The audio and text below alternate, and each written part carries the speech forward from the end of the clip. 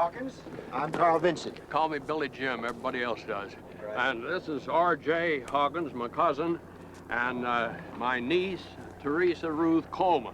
Terry, Uncle Billy Jim. I told you Terry. Teresa thinks Terry's snappier. Mr. Hawkins, there are a lot of reporters bearing down on us. I'd like to have a private talk in my car, if you don't mind, before any press conference. R.J., why don't you hold back the engines? I'll sneak off. I wanted to ride with you, Uncle Billy Jim. All right. Mr. Hawkins, I'll send a car back for you and your luggage. Thanks.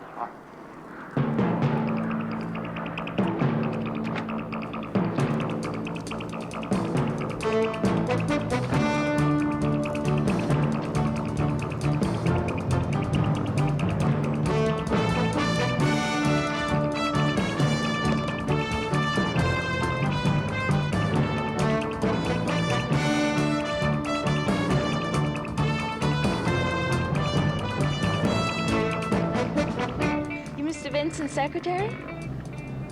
I was. I'm Mrs. Vincent now. Oh, ain't that nice?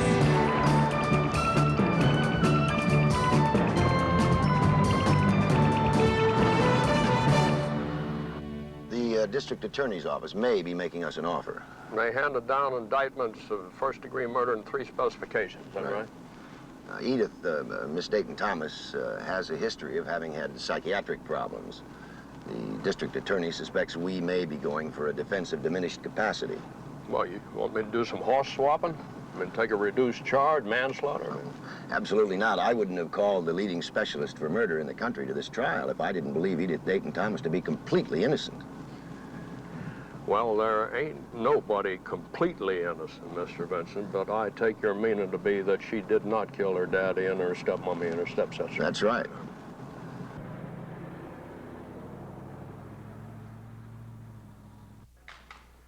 They find the gun? Oh, yes. Whose fingerprints were on it? Well, it was Mr. Thomas's own gun. Oh, in that case, probably everybody's fingerprints was on it. I'm afraid that was true. He kept it in the upstairs study for protection. Got a lot of protection it brought him. Now, Edith told the police that there was an intruder in the house, a stranger. Find him? Well, there was an extensive search for one, but Edith's description was inadequate, to say the least. Now, her stepsister, Susan, was lying here.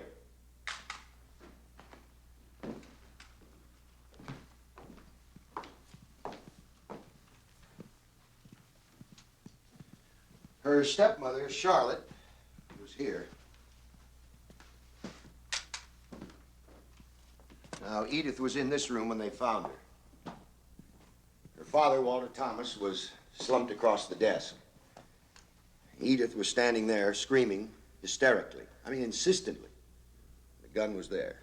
Anybody else live here?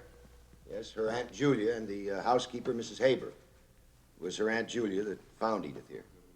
Was the aunt on her father's side? No, her mother's, the Daytons. Uh-huh. Her mother and Julia are sisters. Why'd the police suspect Edith? After all, she said there was an intruder. Well, they didn't suspect her at first, but they couldn't find an intruder, and then they found Edith's diary. Her diary? It was filled with a hostility. A murderous hostility against her father, her stepmother, and her stepsister. You read any of it? Yes. Nevertheless, I do not believe she's guilty. Look, you must give me your absolute guarantee that you won't do any plea bargaining, that you will defend her against the murder charge. Well, I didn't come all the way out here from Beauville, West Virginia to do plea bargaining. I'll defend her if she's willing and she understands what's at stake. That's about as good a guarantee as I can give you right now.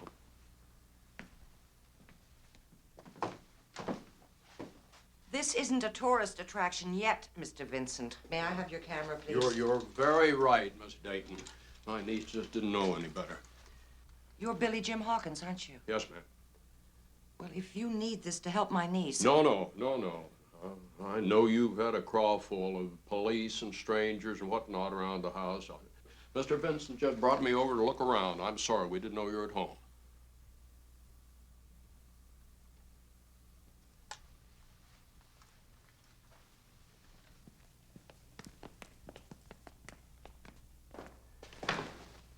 why don't you and Terry go back to the car? I'll catch up with you. All right.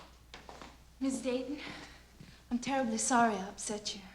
I wouldn't have done that to you for the world, truly.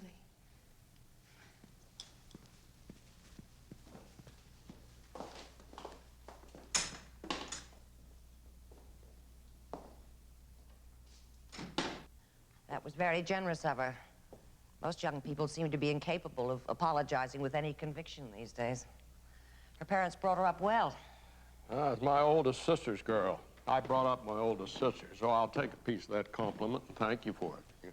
You did have something private to tell me. I've been told that Edith can get off without going to prison if she pleads guilty and claims that she's... What's that thing called? Diminished capacity. Yes. Now, if that's true, would you do that? Well, Mr. Vincent seems so completely convinced of her innocence, he wants her defended flat out. Oh, does he? And why is he so concerned? Well, he's her lawyer. His father was our family lawyer. He looks after some of Edith's business, but he really hasn't paid any attention to her or the family, outside of the occasional perfunctory visit. Why is he so concerned now? Well, murder is a very serious charge, the most serious charge, and no lawyer takes it lightly.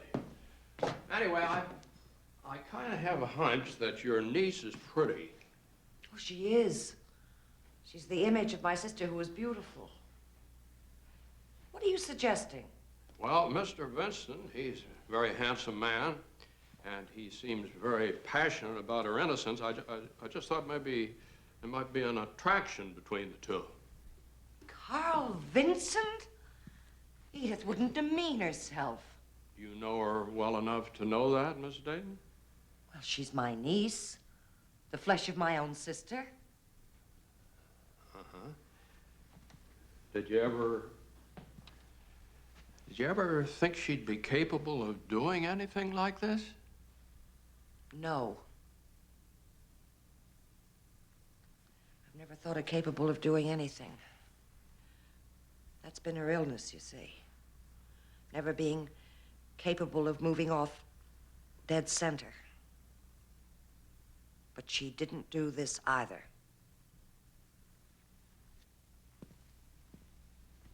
Don't trust Carl Vincent, Mr. Hawkins. That's all I ask of you. If you wait a minute, I'll get the sketch things.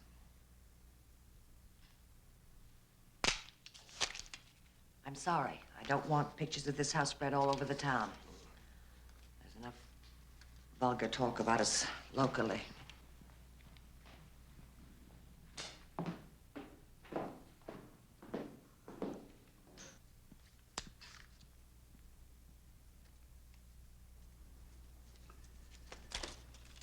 Edie was a lady, and she shot her daddy dear, and did her mummy too, and just to make it 3, she shot her sister Sue.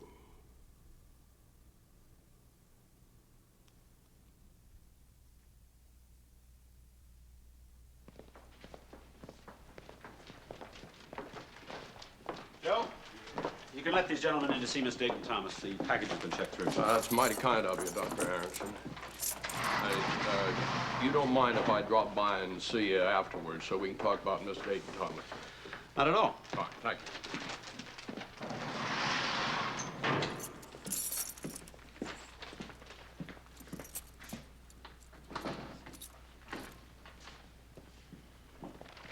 How are you, Edith? Fine, thank you. This is Mr. Billy Jim Hawkins. How do you do? He'll be conducting your defense. Now, you can speak just as freely to him as you would to me. We'll both be defending you, of course, but since murder is his specialty, he'll handle all the work in court. I've heard of you. You've never lost a case, is that right? Well, hardly ever. That means you're very expensive. Carl, why do I need such an expensive lawyer if I'm innocent? That's a pretty good question, Counselor. Well, criminal cases are complicated, Edith. Even innocent people need all the protection they can get. What have you got there? Oh, your aunt sent over a sketch pad, some pastel.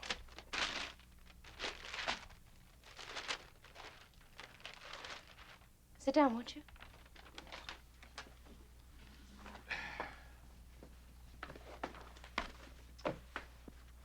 You have a good face for sketching. Nice bones. Oh, oh. My mama and papa thank you for saying so. Are your parents alive? No, they're both dead. What family have you? 13 brothers and sisters. I had a brother. He died when he was little. He was so little. Did you say 13 brothers and sisters?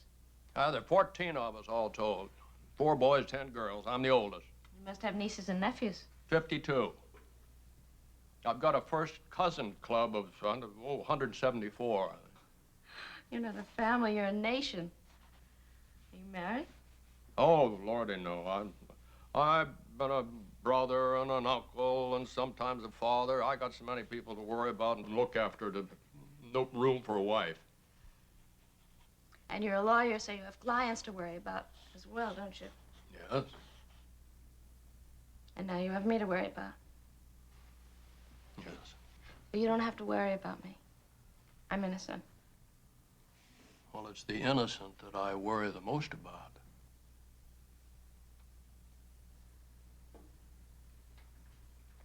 I didn't kill anyone. I told the police there was an intruder. But they looked for one, but they couldn't find any. Well, they'll just have to look some more then. No, but they won't do that, you see. They're convinced that there isn't any intruder. So that's why you're here. That's why the grand jury indicted you. I'm not crazy. They examined me here very thoroughly. Very thoroughly. Physically as well as psychologically. And I was very careful to establish the fact that my health, both physical and mental health, is excellent. Exceptional, in fact, was a word one of the nurses used. Exceptional, that's exactly what she said.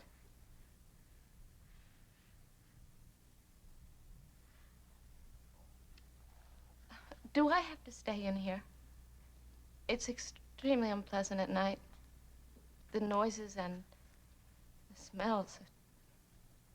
You know, I think the smells bother me more than anything. I mean, with noises, you can always shut your ears, but... Well, bail in a murder case is very rare and highly restricted. We might be able to arrange it. Carl, why don't you see what you can do about this? Oh, of course. I'll get right on it. Thank you. Billy Jim, could I speak to you for a moment, please? You're not leaving right now, are you? You haven't finished the sketch. No, I haven't. Bye, Edith. Something's wrong with her. I've never seen her like this. Well, how'd you behave before? Quiet and withdrawn, extremely shy. I mean, almost incapable of saying anything. Well, she never talked about money. It sounds like to me she's improved, not gone back. Well, what do you think? About what? Well, her innocence. I mean, she is innocent. Didn't she convince you? No. I'll tell you one thing in her favor, though, and on our side. I'll bet you we're not going to have much trouble picking a jury that'll want to love her and protect her. Well, that is important, I know. Brother Vincent, if I was on trial for my life and I had a choice between being believed and being loved, I'd take love every time. I don't blame you for feeling about her the way you do.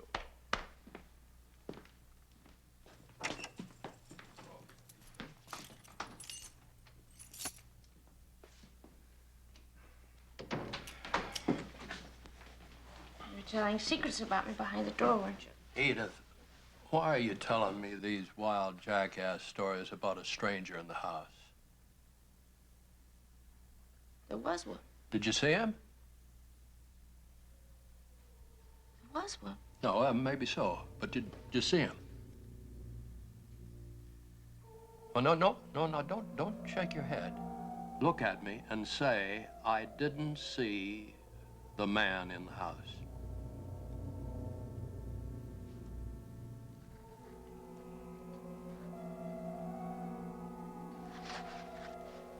Oh, no, wait, no, take it easy. Take it easy here now, daughter. Take it easy. Take it, don't get panicky. Would you lost your voice, did you? All right, now, just no need to talk. You can speak later. Now, right now, you just look at me and relax.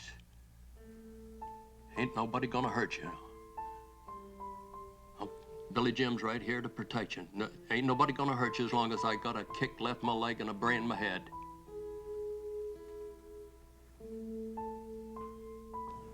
And after a while, she was able to speak, but we never did get back on the subject. Now, why would she lose her voice right in the middle of a conversation, Doctor? Well, she didn't want to lie to you. To keep herself from lying, she suffered temporary hysterical paralysis. Well, people lie all the time. Yes, and they don't become paralyzed or go mute, but you were walking right on all the raw nerves and the traumatized memories of that house. And she didn't see a man in the house. I didn't say that. She may have gone mute because she didn't want to identify the man. Maybe she knew the man in the house and didn't want to identify him because he was somebody she wanted to protect. That's possible. Maybe somebody she loved, boyfriend. Somehow I would think not. Why not? Well, here is her physical description. An adult, fully developed, well-nourished Caucasian female, 27 years, 6 months of age, without any physical anomalies or deformities, and with an intact hymen. Now, I know that may make me sound a little cynical, but a 27-year-old virgin is not about to be protecting a boyfriend. Boyfriend? Anyway, you're dealing with a girl who has a psychiatric history. She's frightened, anxious, and unsure of herself. Why? Well, I can only make educated guesses, but she's the daughter of a spectacularly beautiful mother who died when Edith was 18. Her father had the sexual appetites of a goat. She was raised by a maiden aunt who had her own problems. I would just love to do a psychiatric analysis of Aunt Julia. And then 2 years ago, to top the whole thing off, father brings home a stepmother and stepsister. The counselor, fairy tales and horror stories are born out of circumstances just like that. And murder. And murder. Look, Mr. Hawkins, there are some very sophisticated measures of sanity. Under some of them, I'm not sane, but legally, Edith is sane. She is aware of right and wrong, and she can differentiate between them. Uh-huh. Well, Doctor, I sure thank you for this medical opinion, even though I didn't understand it. Mr. Hawkins, I have an idea you understood everything I said, and then some. Why, Doctor, you mean I could lie without losing my voice? I think you could lie and drink an ice cream soda and whistle Dixie, all at the same time. Just between you and me, Doctor, I don't think you're crazy at all.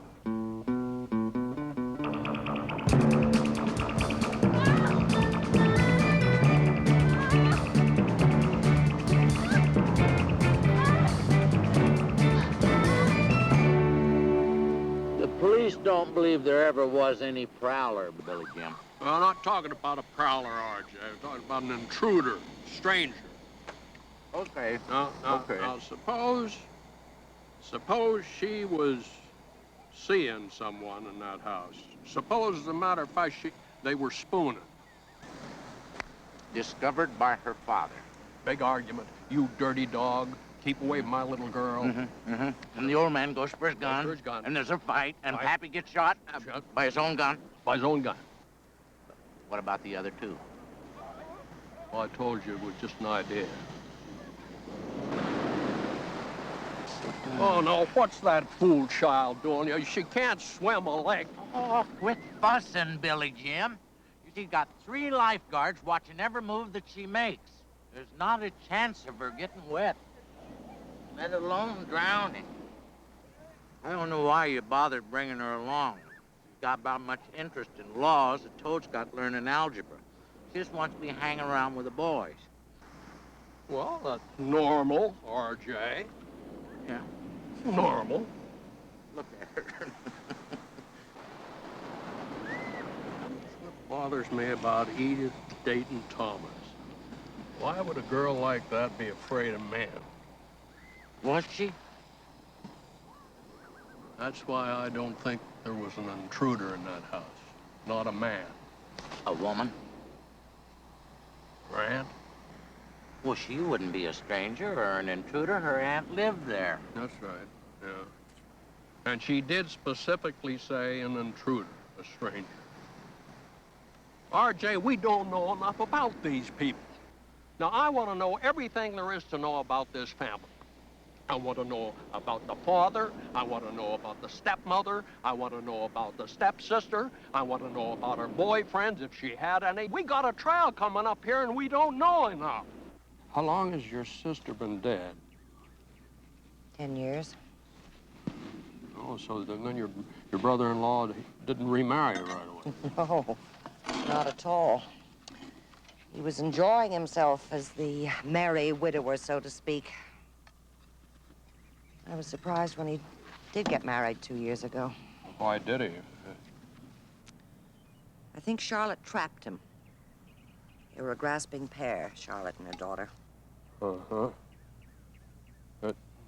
Did you like your brother-in-law? No.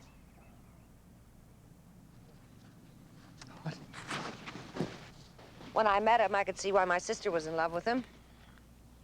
He was dark, arrogant, completely self-centered. I think I was in love with him myself at that time. My parents detested him. They were convinced the marriage was going to be a disaster. That's why they drew their wills the way they did, so he couldn't get his hands on any of the Dayton money. Left it all to Edith. Yes. Everything in my sister's trust fund was left to Edith. Everything that Walter shared in was the house. Did he need money? No. No, he did very well on his own. It was the principle that enraged him. And he took it out on Edith. He drove her to the edge of a breakdown. So cruel and ugly. And in the end, he had his way, as usual. Mr. Hawkins, do you think it's wise to let Edith go to trial? I mean, I'm not a lawyer. I don't know the hazards, but if there were no trial and she had psychiatric help, wouldn't it be safer? Yeah, but it might be wrong. Wrong? For whom? For Edith? You think she's guilty? No. But does it matter what I think or what anyone else thinks? Isn't it what the prosecutor can make the jury think that counts? Joe Harrelson's the prosecutor. Do you know him? No. We do. He's very ambitious for public office. Oh, I see your point, Miss Dayton. Do what you think you must, Mr. Hawkins. But make sure that Edith doesn't suffer. Please. I beg you.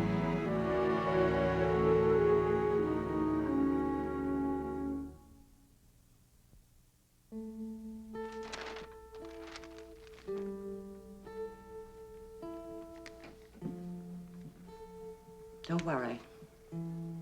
I'll be with you.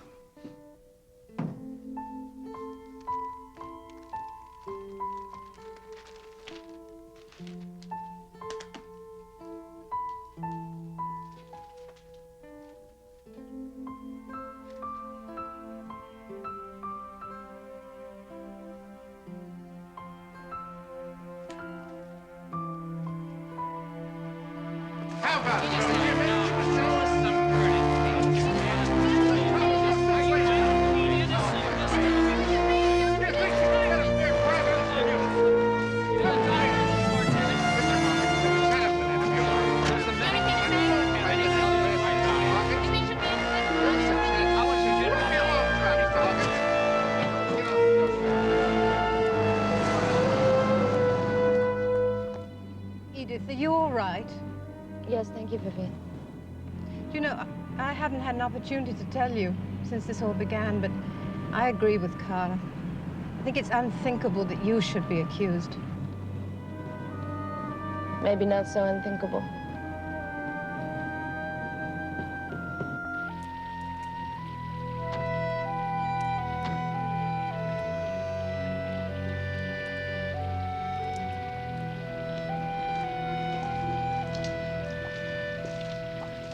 You live here all the time? Mostly.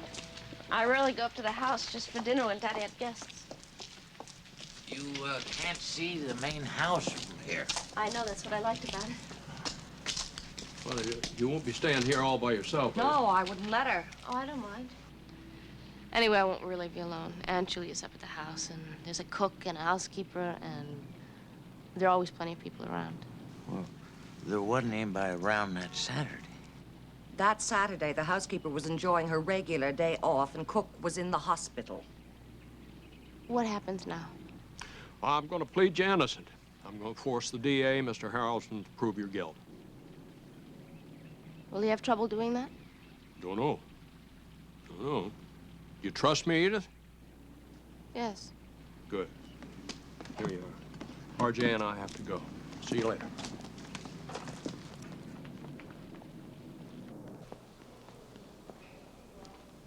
I'm looking for Mr. Harrelson. Is that the fellow right there?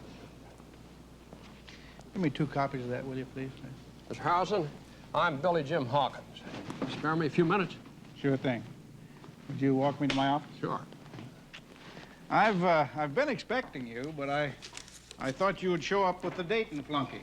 Oh, well, now, that ain't hardly any way to talk about Carl Vincent. After all, we're all brothers at law. You want a reduced charge. Do you have any good reason for not prosecuting for murder one? Well, if you appeal to me on humanitarian grounds, I would have to say that I don't like treating the sick as criminals. So if we could prove that Edith Dayton Thomas was mentally unsound, Well, I wouldn't settle for anything less than indefinite confinement to a state mental facility. that might mean her whole life. She killed 3 people. That's what you say. Would you have a seat, please? You have pictures of all the physical evidence, copy of her diary, full permission to speak to all the witnesses in the case. Very generous of you. I would prefer, for humanitarian reasons, to avoid a jury trial. Okay. I just do hope you give me the right to ask for one. All right, but not on a reduced charge.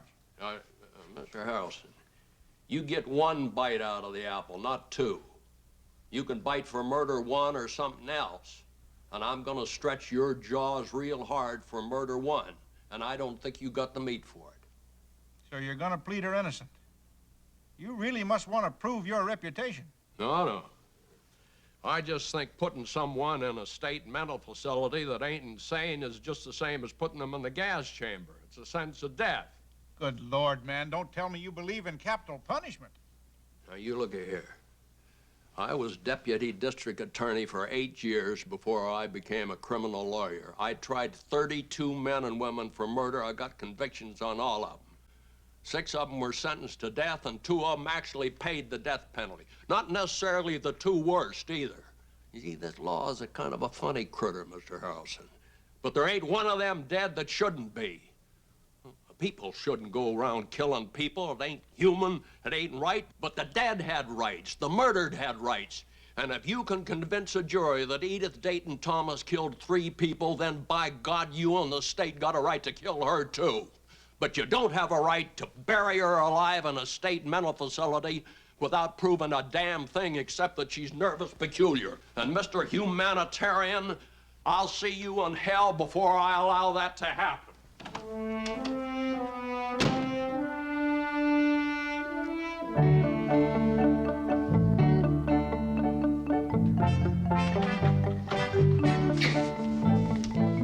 Evening, RJ. Billy Jim, your associate, Mr. Carl Vincent, is cheating on his wife. Who would? His secretary. It almost always is. Funny thing is not at all like him. What's that mean? Well, generally, when a man gets to cheating on his wife when he's in his late 40s or early 50s, it ain't something sudden. Cheaters are born, not made. Mm-hmm. Billy Jim. Oh, well, she probably looked a lot better than that when they started. That's the peculiar thing about it. It's only been going on for the last 6 months, and she's worked for him for nearly 12 years. And you say Vincent isn't the cheating type? He's money crazy, big stock market plunger. Most people say that he don't mess with women, that he's just not that interested.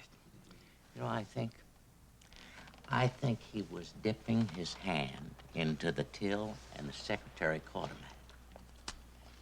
You know, blackmail has been paid in the dark before. Mm-hmm. Suppose the money he's been taking belongs to Edith's trust fund. And if Edith's daddy found that out... Just where was Carl Vincent that Saturday? He was at the house. Well, Miss Jody said... I know, I read all that. That was in the morning. He didn't get up the house. He turned back at the gate after he talked to Julia. That was 9 o'clock in the morning. Now, Edith said she saw his car take off. The coroner put the time of death at 3 o'clock in the afternoon. Edith didn't discover the bodies until 4:30 after she came up the house. Well, you ain't going to bed, are you? I've had a full day, R.J. Well, Billy Jim, you've got a clue, a mighty big clue. And the best way to use it is to go for the element of surprise. Yeah, but there's just some people you don't surprise late at night. Well, night is the best time to surprise. Take an experienced investigator's word for it, Billy Jim. You mean you want me? You just go right up to the Vincent house and hit him with this, right in the face, like that, huh? You bet you, right in the face, and you'll see he'll just fall apart. Maybe. Well, get your clothes on. Get them on, and we'll... R.J., I ain't got no intention of going up to a man's house at this time of the night and asking him a lot of personal questions when his wife might be listening. Well, that is the psychological strategy. Yeah, just plain bad manners.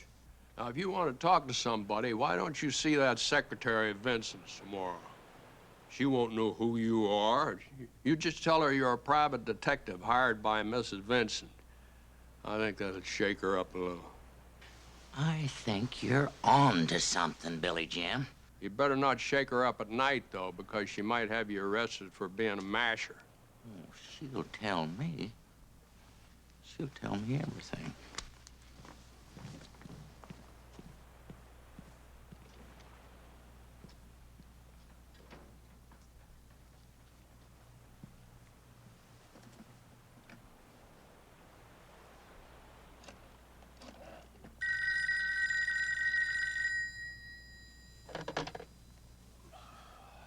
Hello? Hello? Carl? Are you asleep? Billy Jim here. Yeah, sure. Hi, Billy Jim. What can I do for you? Carl, I just called you to ask you a question. Sure, Billy Jim. Anything you want to know? If you was going to cheat on your wife, why'd you pick such a homely woman? What? It can't be love, so it must be something else. Now, if she's got you over a barrel, Carl, why, maybe we can help. Billy Jim, for God's sake.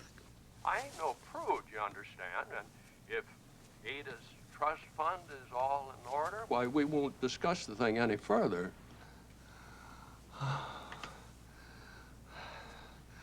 Billy Jim, how did you find out? No, now, Carl, now, let's not discuss it. Now, let you and me get a good night's sleep under our belts, and tomorrow we'll talk the thing over calmly. Good night.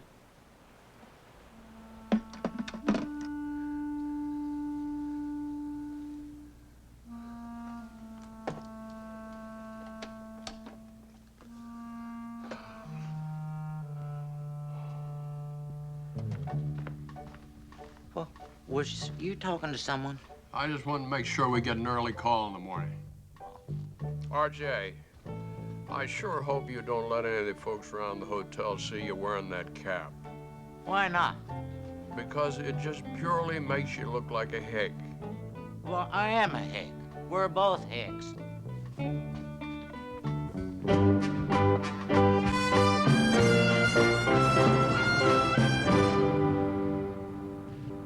I've been turning it over in my head all night. How am I gonna approach that Secretary of Vincent? By the way, where was you this morning? It was that early call I was expecting. I got up, went out and had breakfast and did some thinking. Well, what I was thinking was the reason Vincent was so anxious to see Edith tried for the crime was to cover himself. No. That don't make any sense. If he really was guilty and wanted to cover himself, he'd get her to accept the plea of guilty by reason of insanity. That'd really cover her. That's right. Could it be a guilty conscience? Maybe.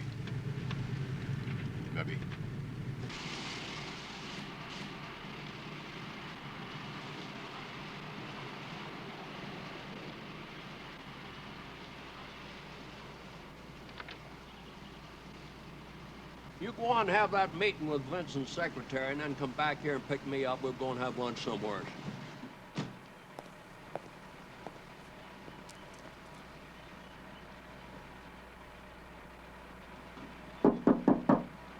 Is anything wrong?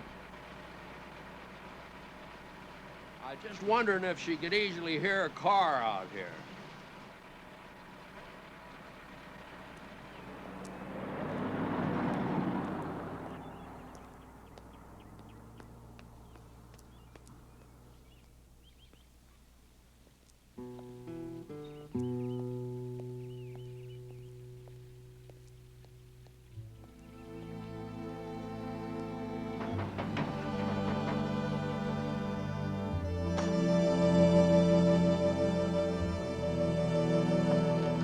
Hello. Oh. Oh, I'm glad you came out. I was feeling lonely.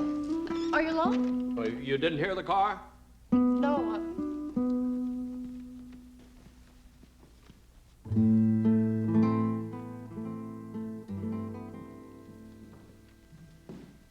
That's David.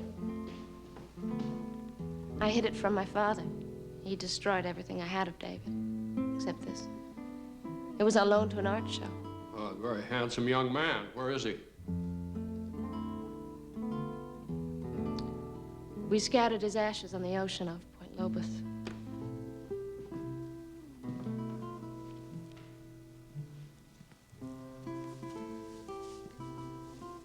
I wanted to go out to sea with those ashes.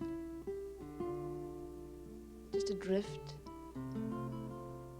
To get lost. That was the closest I ever came to suicide.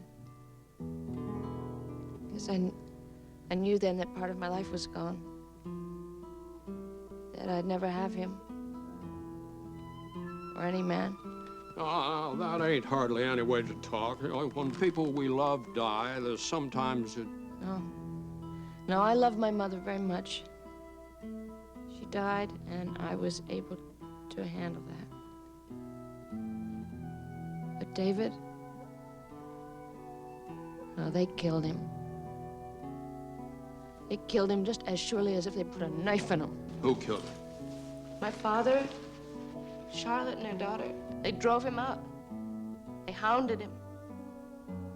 They hounded me. They promised to have me committed. They said I was insane. They just about drove me there. Perhaps they did. Edith. Now, can you remember everything that happened that Saturday? Is it important? Did you sleep here the night before? Yes. All right, now let's start with getting up. Okay. I got up early. About 8:30, I guess. I showered, had breakfast. Did you fix it here, or did they send it down from the main house? I went up to the house to have it with Aunt Julia before she left for the day. Where's she going? San Francisco. She always spent Saturdays there. You know, when I was little, I imagined that she was meeting a lover there, but it wasn't true. She just went shopping, went to the museum, took in a matinee, and came back on the same train. All right, now, after breakfast, what happened? Oh, Julia dropped me off here on her way to the station. That's when we met Carl Vincent on his way up to see Daddy. Yeah, I know what happened after that. And you went out sketching for the rest of the morning and the early afternoon, then you came back here. Now, when did you go back to the main house? Let me see, not till about 4:30. I guess I knew Daddy was home because I saw his car. And I knew Charlotte was home because I heard her car go by the studio. And then when I got up to the main house, it was parked outside. Did you have the stereo on, Nan?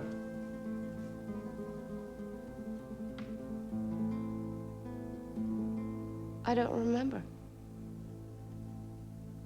When I came up the stairs that afternoon, my stepsister Susan was there. And then I saw Charlotte. Did you scream? No. I went past her.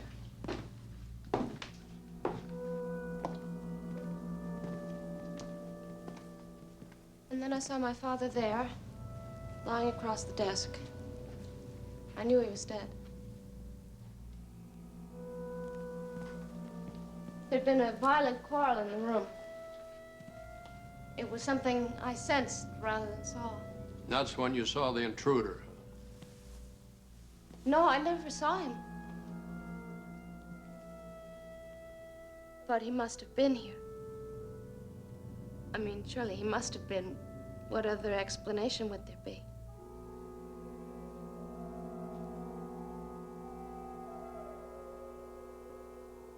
Any normal person would feel sorry if her father died, wouldn't she? I must be insane because I don't feel that way. Now, Edith, sane and insane, it doesn't figure in this. No, I must be insane. I mean, I must be, because I'm not sorry they're dead. I think about it, and I'm not sorry. Are you glad? No. But for the first time in my life, I feel alive. For the first time since I was a little girl, I feel like being alive. I feel alive. I feel like my skin is alive.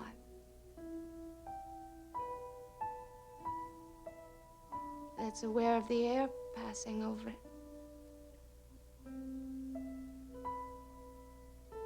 I feel like living.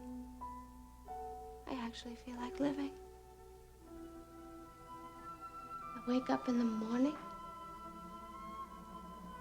and I wait for whatever the day will bring, and I know it will bring something exciting and new.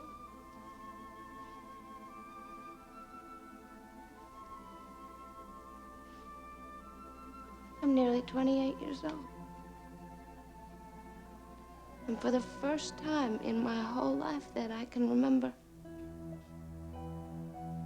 I look forward to the next moment with pleasure and expectation.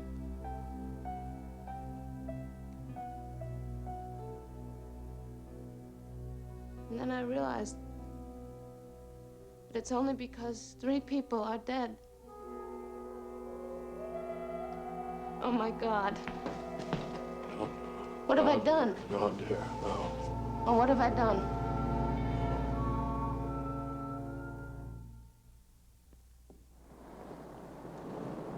You didn't eat your shrimp. Well, my stomach is a little upset. Why didn't you tell me you saw Vincent this morning and calling him last night behind my back? I'm sorry, Archie. I didn't want to stop you, but I just thought I ought to shake Vincent up a little. Well, you shook him up all right. He fired that secretary right out the door, and he told her she could go to the Bar Association if she thought he was afraid of him. Must say it broke her up. She has gone soft on him. You know, Carl swears that the only reason he's insisted that Edith is innocent is because he's afraid if she pleads guilty by reason of insanity, he'll lose control of the estate to a court-appointed guardian. Then they'll look at the books, find they're all rigged. That'll be the end of him. That's why he hired me. That explains why he most likely didn't kill Thomas. Yeah. And that explains why I've been kind of depressed all morning. And then seeing Edith. Depressed you even more. I can understand that, but I can't understand that gal.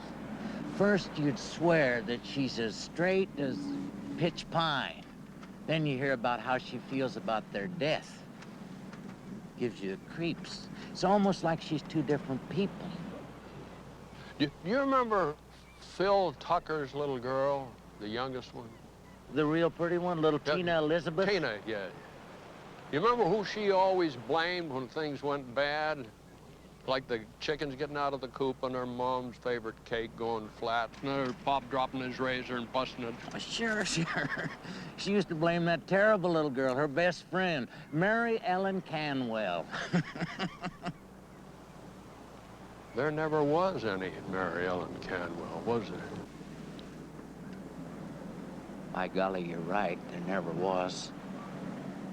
Billy Jim, have we got another Mary Ellen Canwell? Maybe. Maybe we have, R.J.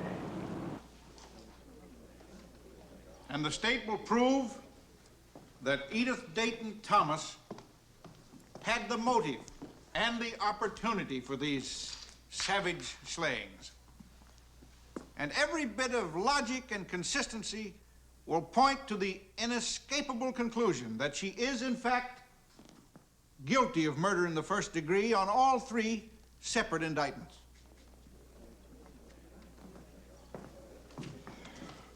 Your Honor, I'm just as anxious as anybody else to see what the district attorney has to offer, and I just wouldn't dream of holding up his little demonstration with any opening statement. As a matter of fact, I don't think people pay too much attention to opening statements. Why should they? Well, the prosecutor says, he says, I've got the worst scoundrel that I've ever seen in all my years of prosecuting scoundrels. The worst. Now, of course, if you've been in court last week and heard him describe the poor devil he hadn't told then, well, he'd been the worst. Anyway, just between you and me, I've always been a kind of a fellow that thought that most folks are not fools. They know what's fair and what's not fair. And all I've got to say to you up front is that I'm going to play fair with you. I'm not going to kid you about what's strong, what's weak in our defense. And if there ain't any defense against something, I'm going to tell you so. Of course, Mr. Harrison, he can't play so open-handed with you about it. Of course, he's got a lot more to hide. Well, now, if you want to smile about that, Miss Harrison, you go ahead and be open about it. You ain't kidding anybody when you cover up your lips with your finger like that.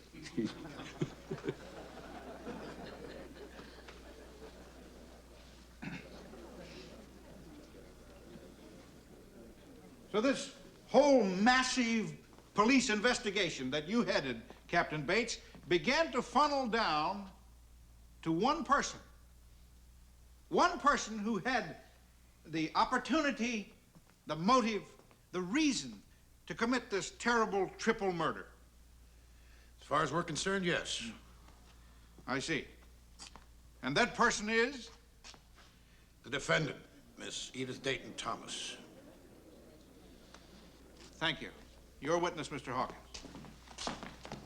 Captain, there ain't anybody that admires police officers any more than I do. I got a cousin, he's county sheriff back in West Virginia, and I was very impressed with your investigation. I just couldn't help think about one thing that you said.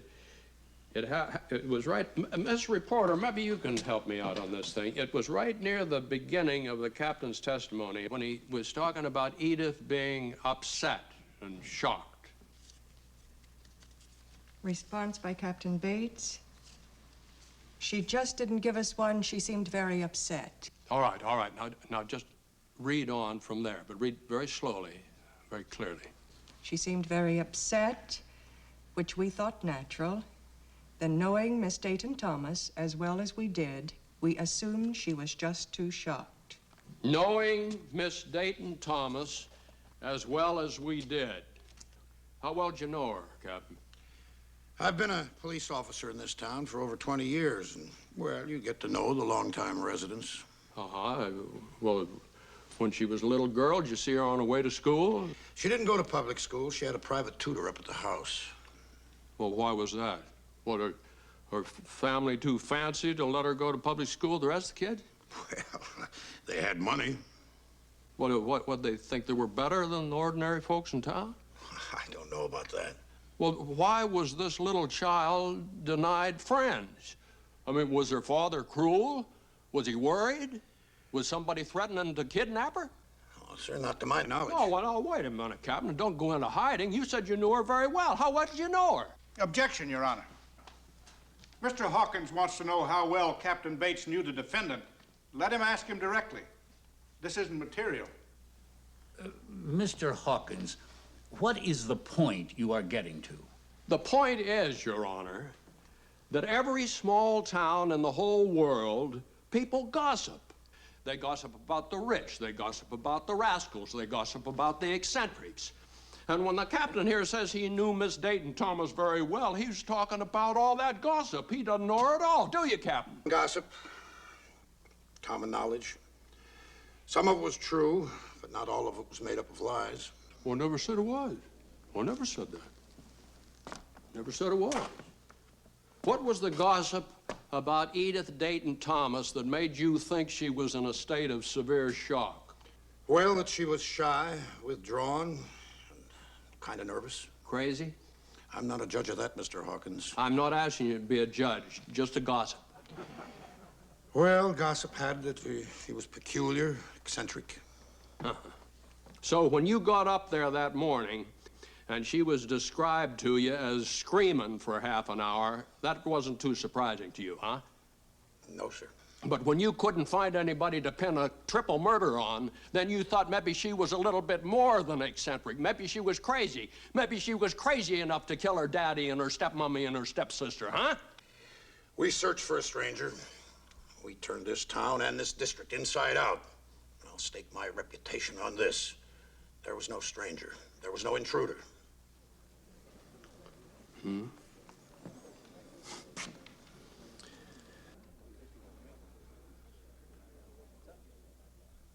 Well, Captain, I believe you did the best you could. I even believe you found no stranger. Now, let's just suppose, now, there being no stranger, suppose that the person that murdered these three people was known to them, was known to the servants, was known to the neighbors, was known to the people in the area. Now, as an expert, is it possible that Mrs. Thomas and her daughter were murdered not out of rage, not out of anger, but simply because they were capable of identifying the killer? Yes, sir, that is possible. And logical? I mean, any sensible murderer would do such a thing, wouldn't he? Yes, sir. She might. Yeah, I tried to catch you up on that one, Captain. You're too sharp for me. Too sharp for me. Captain, did you know that my associate, Mr. Carl Vincent, was up at the Dayton Thomas house that morning to see Mr. Thomas? Yes, we knew that. You know what they talked about? No. Why not? Because he didn't see him. Mr. Thomas was busy, and so Mr. Vincent left. To come back later? He didn't come back. Uh-huh. You don't know what time he came back the second time that day? No. As far as I knew. No is sufficient, Captain. Thank you. Thank you. The witness may step down. The court will take a luncheon recess for 1 hour. The court will be in recess until 1:30 p.m. All rise.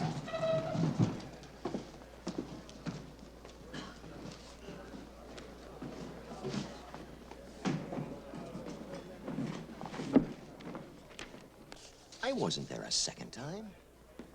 Well, what difference does it make if you were? I mean, does it?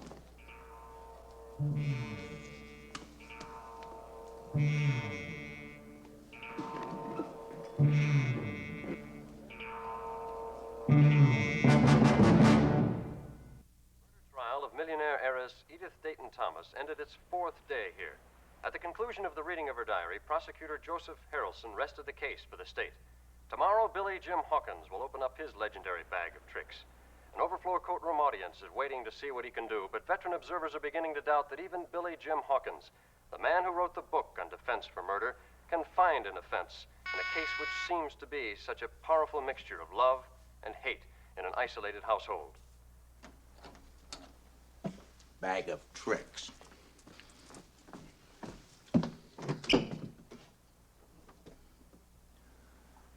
Could I speak to Billy Jim, please? He's in the bedroom.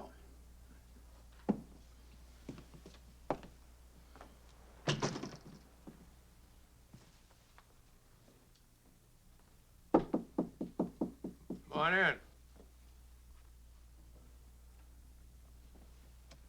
Billy Jim? Oh, Wasn't a very good day in court, was it? I've had better.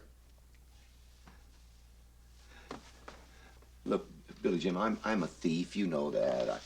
But I'm not a murderer. If you put me on the stand, you'll destroy me.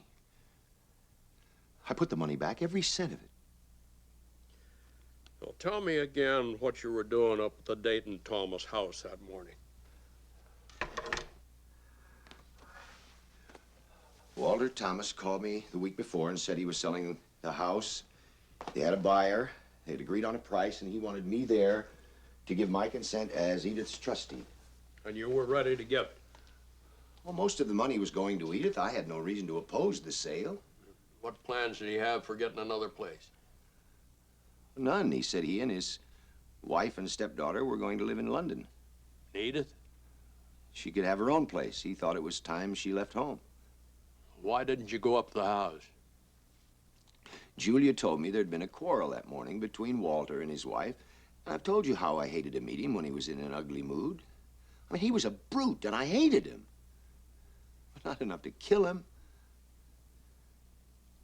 I didn't see him at all. I decided to handle matters by phone.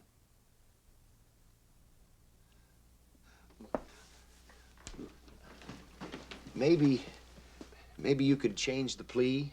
I mean, Harrelson might still be willing to go for a deal. Yeah, I'll take my chances with the bank examiner. Nope. Nope.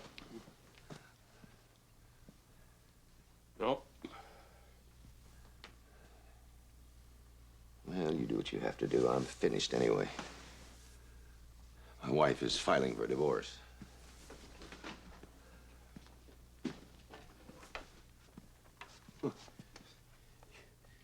You want to hear something funny? My wife thought that I was cheating on her with Edith. Can you imagine that?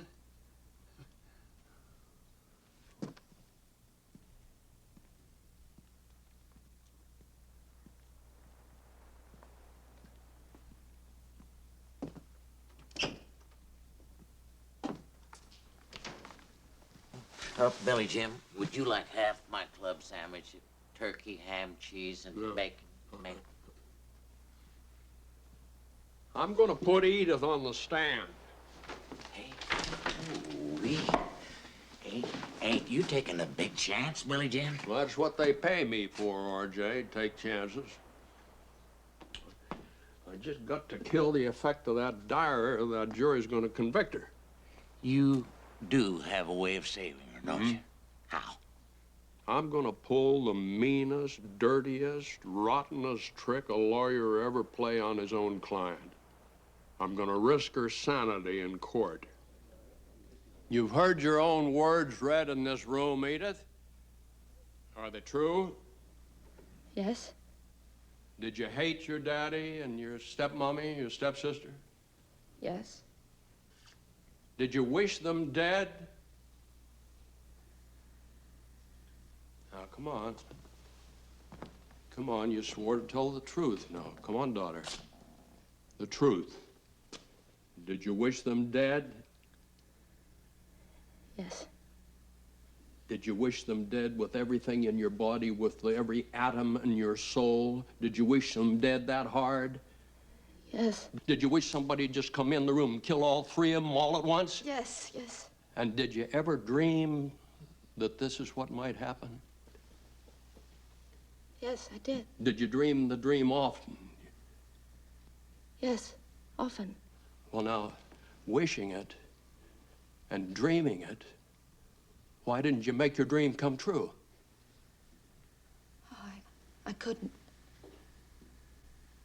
I say you could wish it and you could dream it. You could yearn for it, but you couldn't do it. Is that what you're telling us? Yes, that's true. I couldn't do it. But it happened, didn't it? It actually happened. Just as you wished it, just as you yearned for it, just as you dreamed for it. They were wiped out, all of them, killed. Who did it, Ethan? Who did you do it? No. No, I didn't do it. There was an intruder, a stranger. Yeah, stranger. Stranger, some kindly, wandering stranger. Someone that just killed them and didn't want their jewels, didn't want their money. You just killed them like that. Huh? I don't know who. Pretty obliging stranger. Pretty obliging stranger, just to fulfill your wishes, to do your bidding, to set you free. Well, I don't know. I can't. Yes, you can. Yes, you can. You know who that stranger is, Edith. That friendly, kindly stranger. She's no stranger, is she? Is she? Oh, no, Edith, no, you're not gonna get hysterical paralyzed. You're gonna tell me all about that stranger. After all, she knows you and you know her. You know her, don't you? She's capable of taking that gun out of your daddy's drawer and killing him. After all, she's the one that put the words in your diary. She's the one that plotted the murders. Now, who's the stranger? Who is she? Me. Me. I did it. I'm the stranger. I killed them. No, not you, Edith. Not Edith Dayton Thomas, not you. But the darker you, the stranger inside of you. But when you saw those three people dead, why did you scream? Why didn't you laugh? Why didn't you jump up and down and clap your hands with joy? Why didn't you?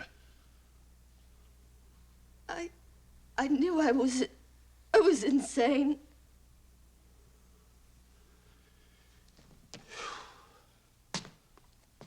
You knew you were insane. I was screaming and weeping because I thought I was crazy. Anyone who could kill three people was crazy. You're right. You're right, Edith. But you see, you're not insane. You wanted them dead, but you couldn't kill them. Only someone insane could kill three people. Well, a man on the edge of disaster might kill one person, but not three. A woman trying to keep the man she loves might kill the other woman, but the other woman's still alive. But murder is a family matter, after all. And what's it like for someone who, as a girl, found herself the plain one and grew up in a house with a sister who married a vibrant, exciting, strong, powerful man and found herself drawn to that man? And every night she lived in that house and went to her bedroom, and her sister and her husband went to theirs. She was a spinster. She was a maiden aunt, living not very much of a life. She had no family. The house, her sister, her niece, the name of the Daytons, that's all she had. She dare not leave it, and as the years went on, she couldn't leave it. But there was one moment when her sister died, and her hopes rose like fire from ashes. Maybe now he'd marry her. Maybe now he'd take her to his bed. But he didn't marry anybody. Not for 8 years. So they settled down, and they lived like indeed they were a family. And then the second wife came along. And that was a moment that must have crushed her. But she survived that. And she survived the near breakdown of her niece, who she described to me as the flesh of her only sister. Now, any woman who could survive all that must be led to kill by something. What was the something, Julia? Why that Saturday, when in all the years she'd never been driven to it? Was it an accumulation of outrage, of love, of hatred? Why that Saturday? Surely it wasn't planned. You didn't plan it, did you, Julia? Did you? Oh. Well, then it was an accident. Something happened that morning. You were on your way to town and you met Carl Vinson. Told me Walter was going to sell the house. And where would you go? I wanted it for myself. I had the money. I could have bought it. So you went back to talk to Walter? I pleaded with him. I begged him. What difference could it have made to him? I could have bought it. No, but you wanted to buy something else. You wanted to buy him with the house, didn't you? That's what you quarreled about. I loved him. He knew it. He could have had me any time after we'd met. He had hundreds of women, thousands of women, but not me. He said I was ugly. He said I was old and ugly, and he wouldn't have me if I had twice the money. Do you know what it's like to be left behind? I gave him all my life. He couldn't leave me on the street like I was some unwanted clothes, some old furniture. I'm a woman.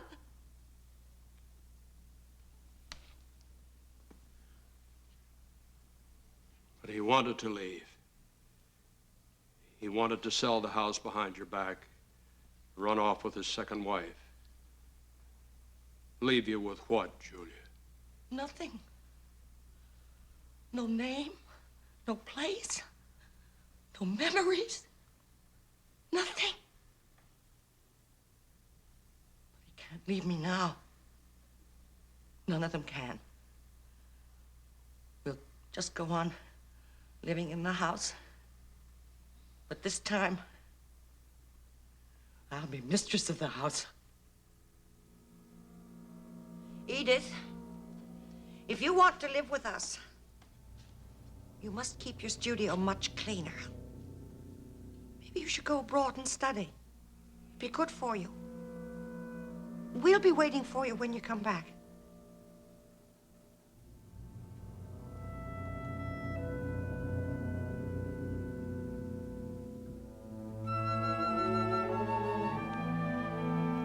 What's going to happen to my Aunt Julia? Well, they'll do some plea bargaining with the DA with diminished capacity. Insane? Yes and no. This murder's an insane darn thing. And she didn't plan it. She just got started, couldn't stop. She says she killed Charlotte and her daughter because they discovered her. I don't believe that. God only knows who she was killing. She killed out of passion, despair, impulse. I did believe I was guilty. That was the toughest part of it. Tell me, how did you know that Aunt Julia would speak up? Because she loved you. She always has loved you. I figured if I put you in peril, a hand would come out and save you. I was counting on her hand. She didn't disappoint us. Oh, Billy Jim, are you about ready? You leaving? Yes, Edith, we're gonna have to get started home. Oh, my. What am I going to do without you? Well, why don't you go on and do what you've always wanted to do? I've always wanted to go to Paris and paint. Go ahead. Go to Paris. Go on. Do it. Oh, I don't know anyone in Paris. And I don't make friends very easily. Didn't Uncle Horace Hawkins' eldest daughter, Willie Jean Hawkins, have a boy? That's right. And that boy wanted to be a painter or Wanted to something. be a painter and went to Rome and to Florence, Italy, and to Paris, France. Oh, there you are, Edith. We've got a cousin for you. It was just a matter of thinking through the family. What's he look like, Uncle Billy Jim? Oh, that don't matter. If she don't like his looks, we can always find her another cousin.